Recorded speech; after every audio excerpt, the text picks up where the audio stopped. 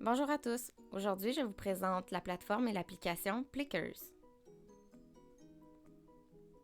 En guise de préparation, vous pourrez vous rendre sur le site web plickers.com afin de vous créer un compte gratuitement. Sous l'onglet Classe, vous pourrez créer un nombre de groupes illimité.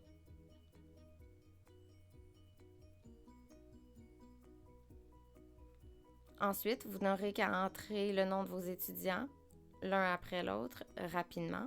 À la fin de votre liste de classe, je vous conseille fortement d'entrer les équipes 1, l'équipe 2, l'équipe 3, etc.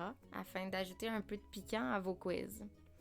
Ensuite, dans la section My Library, vous pourrez créer des dossiers de questions dans lesquels vous pourrez entrer un nombre illimité de questions, soit des choix multiples, soit des vrais ou faux.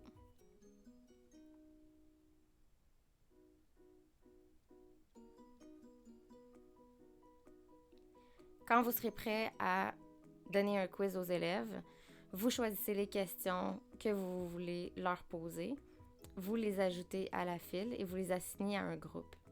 Ensuite, il faut imprimer les cartes réponses.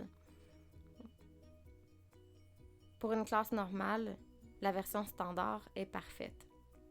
Pour chacune des cartes, vous allez avoir le numéro de la carte ainsi que les réponses A, B, C et D. Afin de pouvoir scanner les élèves en classe, vous aurez besoin de l'application Plickers. Une fois en classe, vous allez vous rendre sur le site web plickers.com et vous allez cliquer sur Live View. De votre appareil, vous allez sélectionner le groupe ainsi que la première question que vous voulez poser aux élèves et vous appuyez sur Scan pour pouvoir recueillir les réponses des élèves. Les élèves voient donc la question, le choix de réponse, ainsi que tous les noms des élèves et le numéro de carte qui leur a été attribué. Ensuite, les élèves choisissent leur réponse. Si par exemple la réponse est A, ils doivent s'assurer que le A est vers le haut.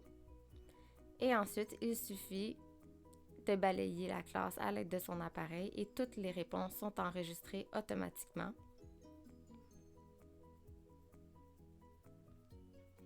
Une fois terminé, on peut faire un retour immédiat avec les élèves, répondre aux questions de ceux qui sont peut-être un peu mélangés et ajouter des informations supplémentaires. On peut avoir un graphique pour donner une vision globale du groupe ou avoir les réponses de chaque élève. Et ensuite, on passe à la deuxième question. Une fois le quiz terminé, dans la section Reports, Score Sheet, on peut avoir le résultat de tous les élèves selon le groupe.